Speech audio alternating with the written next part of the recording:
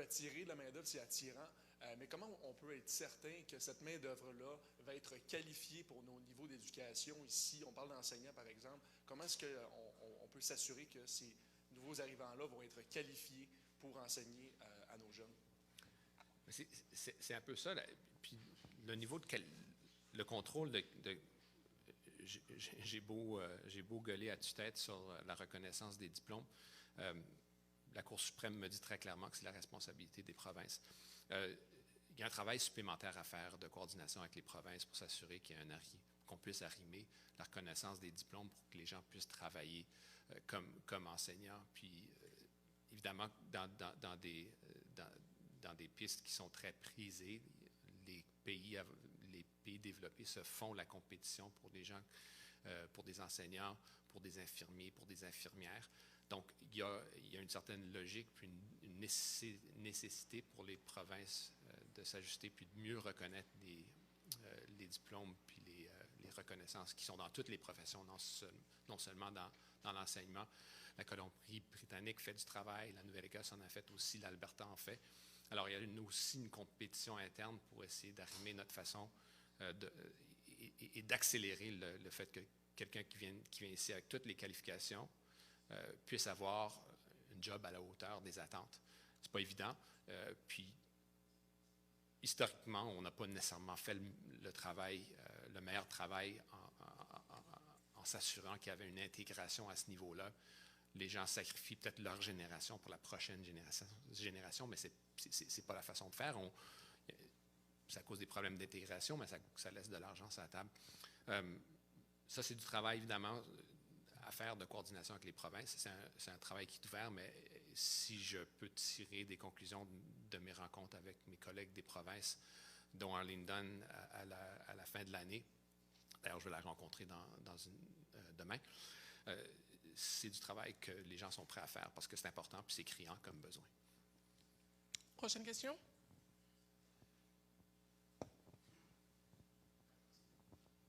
Oui, M. Miller.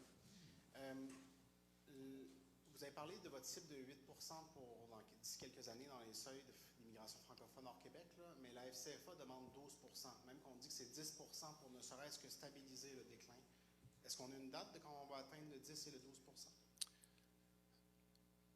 Ce que j'ai dit, j'ai rencontré la FCFA Yann hier à Moncton, et ce que j'ai toujours dit à la FCFA, puis pour tous ceux qui prônent des seuils qui sont plus ambitieux, c'est que je ne veux pas faire le coup du politicien qui fait n'importe quelle promesse, mais qui ne peut pas rencontrer, peut pas rencontrer les seuils, puis quitte à que la déception soit présente que future. Mais c'est clair que je suis ambitieux, mais réaliste en même temps. Dans le contexte d'un département, d'un gouvernement qui a de peine de misère, atteint le 4 voilà 2 ans, 4,4 4,7 cette année. On vise le 6 l'année prochaine, cette année, puis ensuite 7 et 8. C'est quand même ambitieux de devoir doubler quelque chose qu'on n'a jamais fait de notre vie. Ceci étant dit, puis ayant donné ce coup de barre au département, je pense que les gens vont relever le défi. Ça passe par la mise en place de structures telles que j'ai annoncé aujourd'hui. La façon de le faire est tout aussi importante que le fait de le faire avec le volume. On a un inventaire, mais ce n'est pas une question de cocher la boîte francophone puis de faire rentrer la personne. C'est une question d'avoir le programme adéquat en place, s'assurer que le volume est à la hauteur, qu'on puisse être plus ambitieux dans notre façon de recruter les gens à l'extérieur du pays. On est quand même choyé, évidemment, parce que le français, c'est la 5e, 6e, 7e langue au monde. Donc, il y a un certain bassin de la population où on va pouvoir aller recruter. Mais la façon de faire est tout aussi importante. Je n'avais pas cette confiance en fixant les niveaux pour cette politique qu'on allait pouvoir passer à 10, 12 %. Alors, je ne voulais pas être crétin, tout simplement. À la fin de cette année, si j'ai cette confiance que la structure est en place, qu'on rencontre notre 6 % je suis prêt à réviser ces nombres-là. Alors, je n'ai rien de façon philosophique contre le positionnement de la FCFA. Je leur enlève absolument rien. Mais c'est une question d'être réaliste. Puis, évidemment, je les ai invités de travailler avec nous sur ces programmes pour que cette réussite puisse être pérennisée. Prochaine question. Je comprends que vous voulez atteindre éventuellement corrigerez si je me trompe. J'ai une autre question de mes collègues d'Ottawa. Pierre Poilievre, ce matin, qui a souligné que s'il est élu, il voudrait lier les seuils d'immigration francophone à la construction de nouveaux logements au pays. Lier ces deux variables-là, sans nécessairement tout me répéter ce que vous avez fait en matière de logement, l'idée de lier ces deux variables-là, seuil d'immigration et construction de nouveaux logements par année. Vous avez dit l'immigration en général, pas l'immigration francophone. Oui, non, c'est ça. Okay, okay. Oui. Est-ce que ça, vous êtes d'accord? C'est de l'évidence même qu'il faut avoir de la capacité d'accueil pour les gens qui viennent ici. Notre révision stratégique qu'on a faite au sein de notre département il y a 6 mois nous les a dit en toutes lettres. Mais il faut que ça dise, faut que ça puisse dire quelque chose de, est-ce que c'est une maison par personne qui rentre au pays? 50% des résidents permanents sont déjà ici. Ils ont présumément déjà un logement. Je pense que le détail est très important.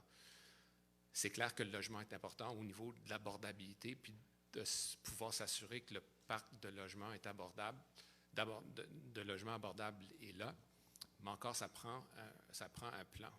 Monsieur Poilievre, avec tout respect et dans les slogans, dans la mise en œuvre, je pense que ça manque à l'appui. Alors ça va prendre un certain détail. Il a cette fâcheuse idée, une bonne idée quand même de mettre de l'argent dans les poches des gens.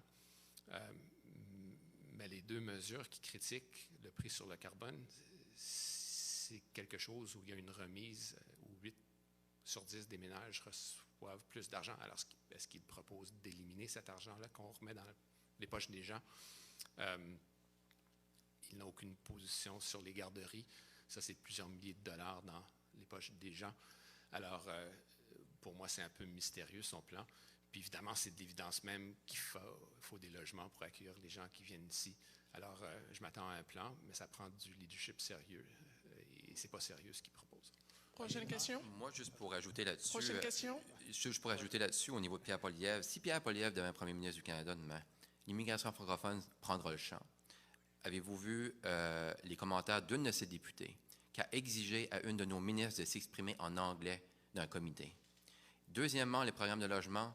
Si Pierre Poilievre devient premier ministre du Canada demain, vous pouvez oublier certains programmes de ces logements abordables-là. Je pense que les gens le voient qu'avec nos gouvernements, on met de l'emphase sur aider les populations qui sont plus vulnérables. C'est ce qu'on va continuer à faire, mais je ne pense pas qu'un gouvernement avec Pierre Poilievre continuera dans la même veine que le gouvernement fédéral présentement. Merci. Prochaine question.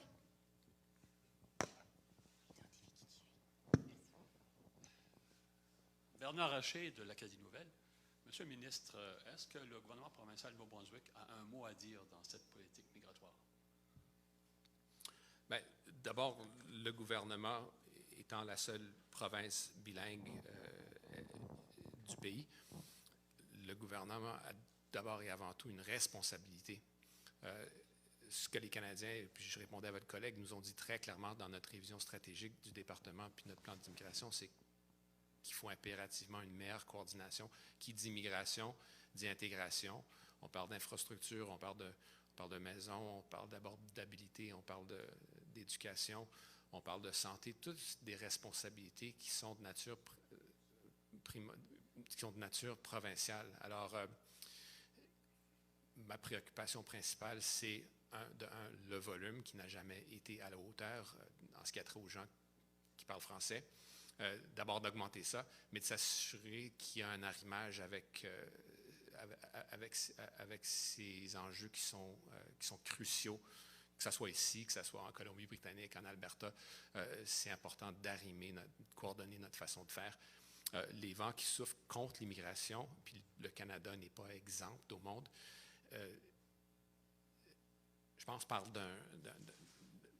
et on a vu ça dans les sondages, parle surtout au Canada, non pas de la xénophobie, mais de la capacité d'accueil, la capacité d'être coordonné. Puis ce que les gens nous en veulent, c'est d'être mal coordonné, c'est-à-dire les délais d'attente, s'attaquer aux délais d'attente. Ça, c'est ma responsabilité. Ça a été mieux dans l'année qui s'est écoulée qu'auparavant.